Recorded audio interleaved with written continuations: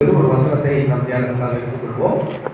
1 நாளாகமம் 29ஆம் அதிகாரம் 12வது வசனத்தை தியானத்துக்காக எடுத்துக்கொள்வோம். 1 நாளாகமம் 29:12. யாராவது ஒருத்தர் வாசிங்க. ஐஸ்வர்யமும் கனமும் உம்மாலே வருகிறது. தேவரீர் எல்லாவற்றையும் ஆளுகிறவர். உம்முடைய கரத்திலே சத்துவமும் வல்லமையும் உண்டு.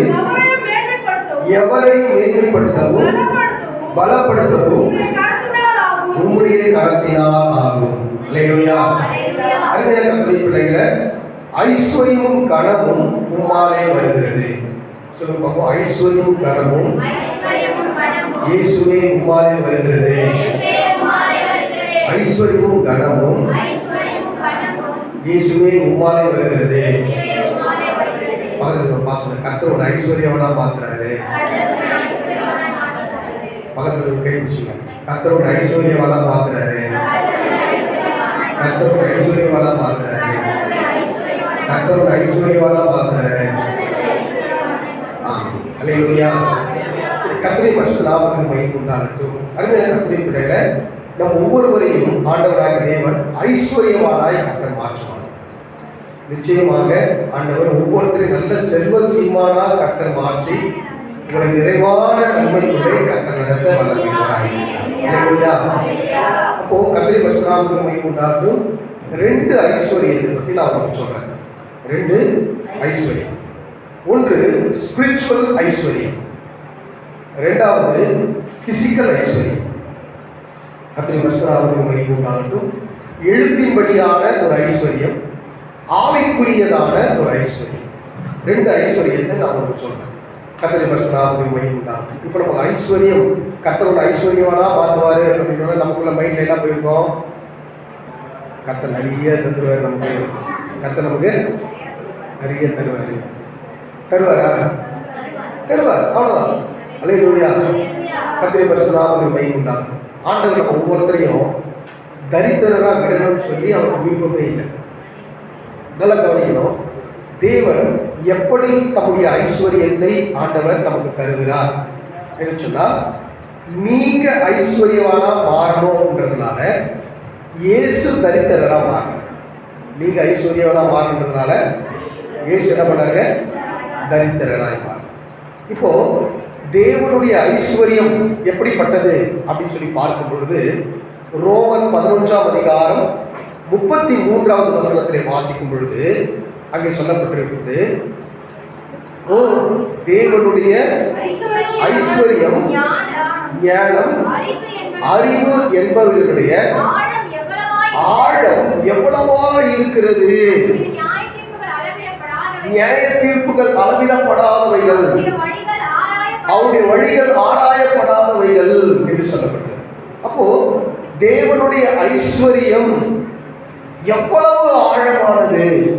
அருமையான கர்த்தருடைய பிள்ளைகளே, நம்ம ஆண்டவராகிய தேவனுடைய ஐஸ்வர்யம் எப்படிப்பட்டது அப்படின்னா, வானத்தையும் பூமியையும் அண்ட சராசரங்களையும் உருவாக்கினது யார் தான்? அவர் தான் உருவாக்கினார். எல்லாம் அவருக்கென்றும் அவருக்காகவும் உருவாக்கப்பட்டது. கர்த்தருடைய பரிசுத்த நாமத்துக்கு மகிமை உண்டாகட்டும். ஆண்டவர் ஏதேன் தோட்டத்துல ஆண்டவர் 4 விதமான ஆறுகளை கர்த்தர் உருவாக்கினார். கர்த்தருடைய பரிசுத்த ஒவ்வொரு ஆற்றிலும் பொன் விளையும். என்ன விளையுமா? ஆமா, இப்ப விற்கிற விலையில சவரன் 60,000 விளையுது. ஆமே. அல்லேலூயா. பூமியிலிருந்து பொன் வெட்டி எடுக்கப்படுகிற அளவுக்கு கர்த்தர் என்ன செய்கிறார்னா, இந்த உலகத்துல ஆசீர்வாதங்கள் வச்சிருக்கிறார். அவர் எப்படிப்பட்டவர்? ஐஸ்வர்ய சம்பன்னர். அவரை ஆராதிக்கிற பிள்ளைகள் ஐஸ்வர்யவான்களா இருக்கணும் அப்படின்னு தான் விரும்பும். அல்லேலூயா. இப்ப ஆண்டவர் உன்னை ஐஸ்வர்யவானா மாத்துறதுக்காக அவர் தன்னுடைய ஐஸ்வர்யத்தை எல்லாம் விட்டுட்டு இந்த பூமியில உனக்காக தரித்திரராய் வெளிப்பட்டார். அல்லேலூயா. கர்த்தருடைய பரிசுத்த நாமத்துக்கு மகிமை. ஆண்டவருடைய ஐஸ்வர்யம் எப்படிப்பட்டது தெரியுங்களா? கொலோசியர் 1ஆம் அதிகாரம் 16வது வசனத்துல வாசிக்கும் பொழுது, கொலோசியர் 1:16, ஏனென்றால் அவருக்குள் சகலமும் சிருஷ்டிக்கப்பட்டது, பரலோகத்தில் உள்ளவைகளும் பூலோகத்தில் உள்ளவைகளும் ஆகிய காணப்படுகிறவைகளும் காணப்படாதவைகளும் ஆகிய சகல வஸ்துக்களும் சிங்காசனங்களான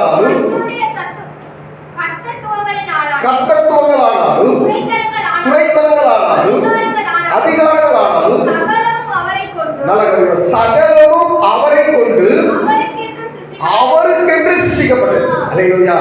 அப்ப நம்ம ஆண்டவர் எப்படிப்பட்ட ஐஸ்வர்யவான் சொன்னா, எல்லாமே அவர்தான். பார்க்கறது, பார்க்காதது, பூமியில பார்க்கறது, பரலோகத்துல பார்க்கறது எல்லாமே அவர்தான். ஆனா நீ ஐஸ்வர்யவானா மாறணுன்றதால அதை எல்லாத்தையும் விட்டுட்டு இந்த பூமியில இயேசு தரித்திரராய் அல்லேலூயா. 2 கொரிந்தியர் 8:9 வாசிக்கும் பொழுது கர்த்தரின் பரிசுத்த நாமத்துக்கு மகிமை உண்டாகட்டும். 2 கொரிந்தியர் 8:9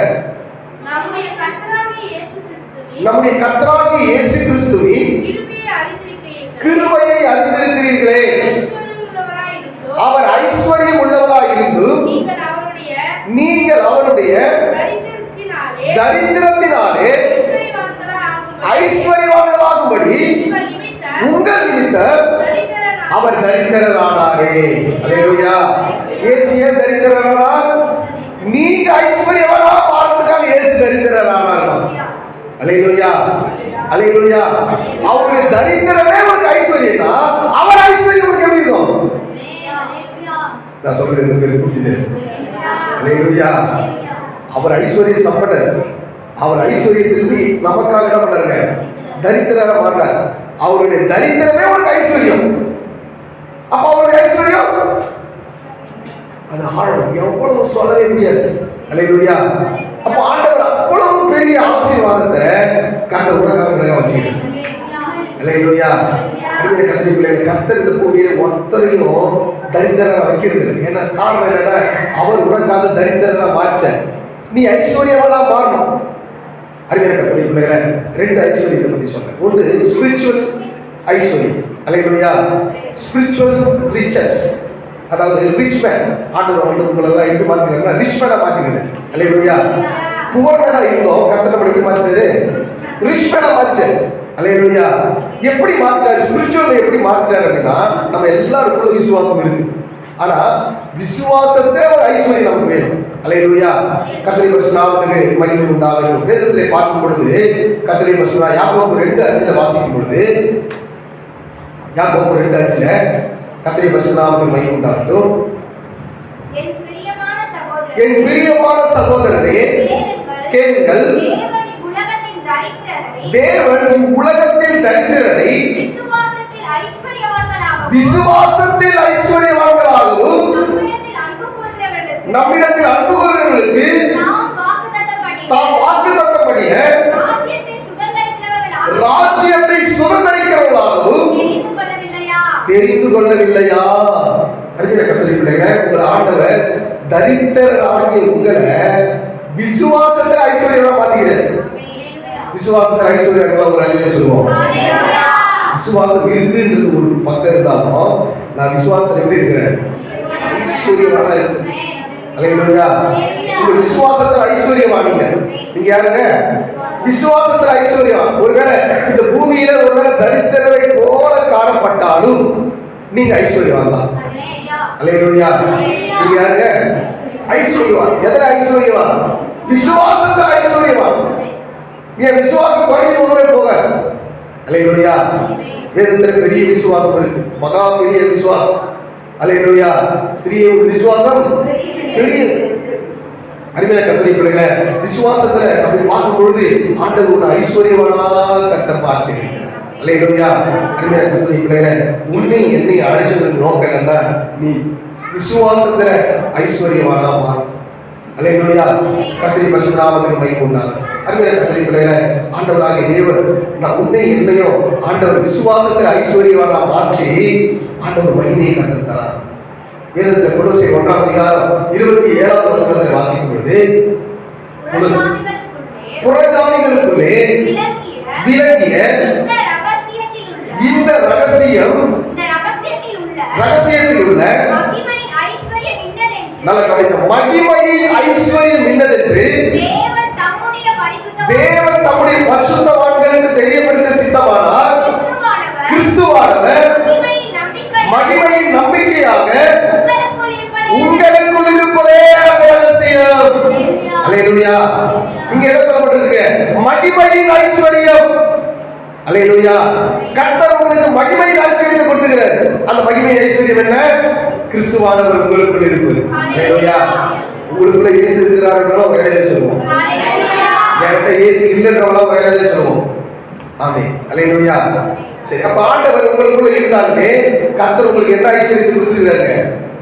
மகிமையின் ஐஸ்வர்யத்தை கொடுத்திருக்கிறார். அல்லேலூயா. ஒன்று விசுவாசத்துல ஐஸ்வர்யம், இரண்டாவது மகிமையின் ஐஸ்வர்யம். இது ரெண்டும் என்னன்னா ஸ்பிரிச்சுவல் ரிச்சஸ். Spiritual riches. அப்போ ஆவிக்குரிய ஐஸ்வர்யம். இது ரெண்டும் என்னதுங்க? ஆவிக்குரிய ஐஸ்வர்யம். சரி, இப்போ பொருளாதாரத்துக்கு வருவோம். அல்லேலூயா. ஃபினான்சியல். இப்போ நான் உலக பிரகாரமாக ஐஸ்வர்யவானாய் கர்த்தரை நான் மாற்றணும். அல்லேலூயா.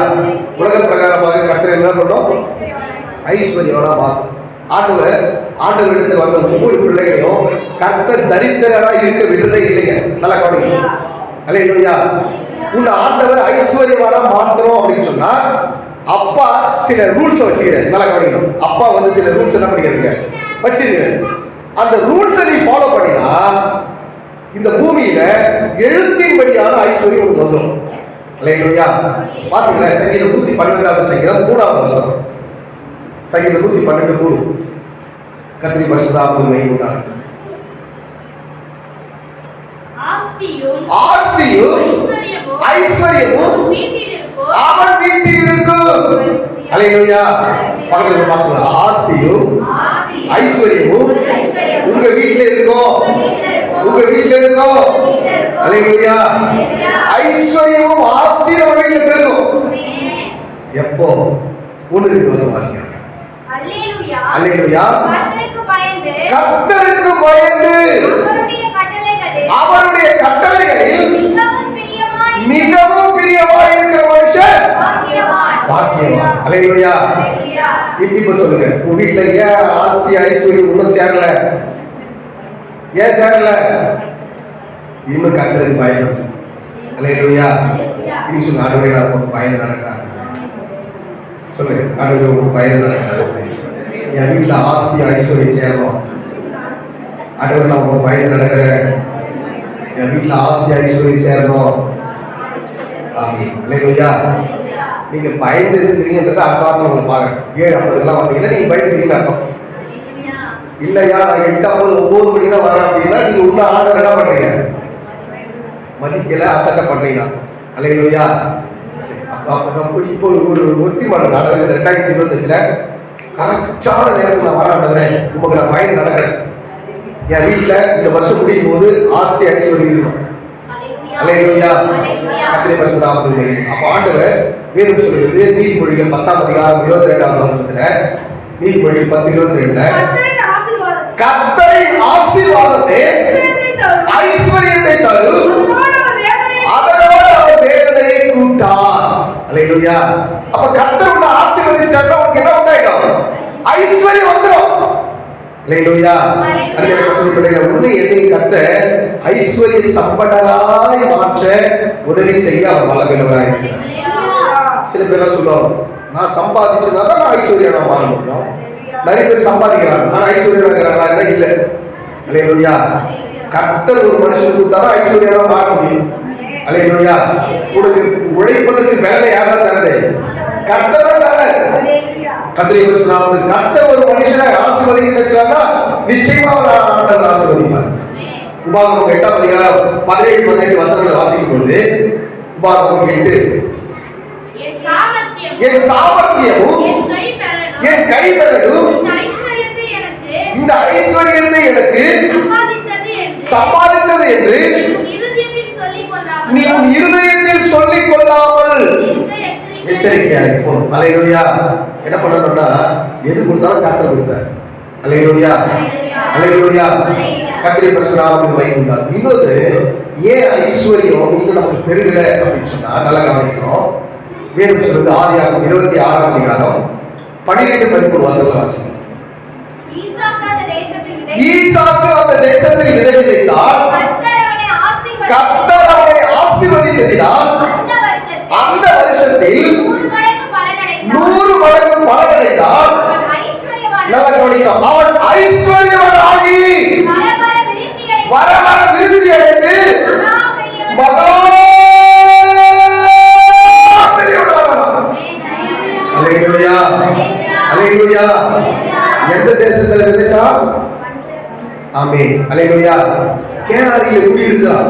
ஈசாக்கு கேராரியில குடியிருக்கிறான். அந்த தேசத்துல பஞ்சம். அல்லேலூயா. கர்த்தர் சொல்றாருப்பா, பஞ்சம் வந்துச்சு, இந்த தேசத்துக்கு போவாத, இந்த தேசத்துல வாசம் பண்ணி நான் உன்னோடு கூட இருந்து ஆசீர்வதிக்கிறேன். அல்லேலூயா. கர்த்தர் சொல்லிட்டாரு அந்த தேசத்துல இருந்து. அல்லேலூயா. நீங்க பஞ்சம் சொன்ன சாப்பிடுறதுக்கு வழி இல்லை. ஆனா ஈசாக்கு என்ன பண்றாங்க? விதைக்கிறோம். யார் ஐஸ்வர்யோட பார்க்கணும்னா யார் விதைக்கிறாரோ அவங்க ஐஸ்வர்யோட பார்க்கணும். நான் சொல்றது புரியுது? சில பேர் சொல்றது, ஐயா எனக்கு கிடைக்கிற வருமானமே கொஞ்சம், இதுல விதைக்க வேற சொல்றீங்க, எங்கய்யா விதைக்கிறது? நீ விதைக்கலாம் அறுவடை பண்ண முடியாது. அல்லேலூயா. விதைச்சாதான் அறுவடை பண்ண முடியும். நல்லா கட்டுக்கணும். ஈசாக்கு ஆண்டவன் ஆசீர்வதிக்க சொல்றாரு, விதைக்க வருகிறாங்களா? விதைச்ச. அல்லேலூயா. இப்ப விதை நெல் இருந்ததுன்னா தெரியுங்களா, கர்த்தருக்குரிய தசமப்பா. அல்லேலூயா. நீ தசமப்பாகத்தை விதைச்சாதான் நீ ஐஸ்வர்யமா மாற முடியும். அல்லேலூயா. தசமபாகம் கொடுக்காம ஆண்டவன் ஆசீர்வதிக்கணும். ஒருவேளை வர்றது போகணும் இருக்கும், இருக்கிறது போறது தெரியாது. எத்தனை பேர் புரிஞ்சுது? அல்லேலூயா. தசமபாகம் எல்லாம் கர்த்தருக்குரியது, அது கர்த்தருக்கு பரிசுத்தமானது. அப்ப அதை விதைக்காத வரையும் நான் ஐஸ்வர்யா மாறினேன். அல்லேலூயா. நல்லா புரிஞ்சுங்க. அல்லேலூயா. விதைக்கும் விதைக்கும். அப்போ ஈசாக்கு பஞ்சத்துல, அந்த தேசத்துல பஞ்சம் இருக்கிற தேசத்துல விதைச்சா கர்த்தர் அவனை ஆசீர்வதிச்சார், ஐஸ்வர்யாவை மாறினார். ஏதோ சொல்றான், அவன் ஐஸ்வர்யவன் ஆகி வர வர விருத்தி அடைந்தான். அல்லேலூயா. கர்த்தரோட வர வர விருத்தி அடைய செய்ய வல்லவராக. நீங்க எல்லாம் ஐஸ்வர்யவனா மாறணும். அல்லேலூயா. ஒரு கர்த்தருக்கு பயப்படும் பொழுது ஐஸ்வர்யவனா மாறீங்க. இரண்டாவது விதைக்கும் பொழுது நீங்க ஐஸ்வர்யவனாக கர்த்தர் மாறுங்க. அல்லேலூயா. அப்ப ஸ்பிரிச்சுவல் ஸ்டேட்டஸ் என்ன? Spiritual status faith. அல்லேலூயா. அந்த விசுவாசத்தில் ஐஸ்வர்யம், மகிமையில ஐஸ்வர்யம். பொருளாதாரத்துல ஐஸ்வர்யம் எப்படி மாற முடியும்? கர்த்தருக்கு பயப்படும் பொழுது நீ விதைக்கும் பொழுது. அல்லேலூயா. நீ கர்த்தருக்கு பயந்து விதைக்கும் பொழுது நீங்க பொருளாதாரத்துல ஆண்டவர் நிறைவான ஆசீர்வாதத்தை கொடுத்து நடத்த வல்லவராக. அல்லேலூயா. ஒருவேளை இதுவரை தசமபாகனா இன்னாலே நேரம் இருக்கலாம். ஆனா இன்னைக்கு ஒரு தீர்மானம் பண்ணுங்க, ஆண்டவரே இந்த மாசத்துல இருந்தாவது நான் கர்த்தருக்காக என்ன பண்றேன்? தசமபாகம் எல்லாம் கர்த்தருக்குரியது. நீங்க நம்ம ஆப்பிரின் கவர்ல பாத்தீங்கன்னா சொல்லுவோம், அந்த கவர்ல வந்து மேல ஒரு வசனம் போட்டு தசமபாகம் யாருக்குரியதுங்க? கர்த்தருக்குரியது. அது கர்த்தருக்கு பரிசுத்தமானது. அல்லேலூயா. அப்படிதான் போட்டுருக்கோம். லேவியராகமம் 27:30 அந்த வசனத்தை வாசிங்க. லேவியராகமம் 27:30. தேசத்தின் நிலத்தில் வித்திலும் விருட்சத்தின் கனியிலும் தசமபாகங்கள் எல்லாம் கர்த்தருக்குரியது, அது கர்த்தருக்கு பரிசுத்தமானது. அல்லேலூயா. அப்ப தசமபாகங்கள் யாருக்குரியது? அதுக்கு நம்ம செலவுப்பட்டா நம்ம யாருக்கு நம்ம செலவு பண்ணோம்? அப்புறம் விதைக்கவே இல்லை, அப்புறம் ஐஸ்வர்யோட மாற முடியுமா? மாற முடியும். அல்லேலூயா. அப்ப இன்னைக்கு ஒரு தீர்மானம் பண்ணுங்க, ஆண்டவரே உமக்குரியதை நான் என்ன பண்றேன்? உமக்கு தரான். அல்லேலூயா. அருமையான கர்த்தருடைய பிள்ளைகளே, அப்ப கர்த்தருக்கு நம்ம உண்மை உத்தமமா இருக்கும். நான் சொல்றேன், கொஞ்சத்துல உண்மையா இருந்தால் அநேகத்துக்கு மேல உன்னை என்ன பண்ற? கர்த்தரோட ஆசீர்வாதம். அல்லேலூயா. வேதம் சொல்லுகிறது, ஐஸ்வர்யமும் கனம் அவரால் இருக்கு. அல்லேலூயா. ஐஸ்வர்யத்தை கனத்தையும் கர்த்தர் தருவாரா?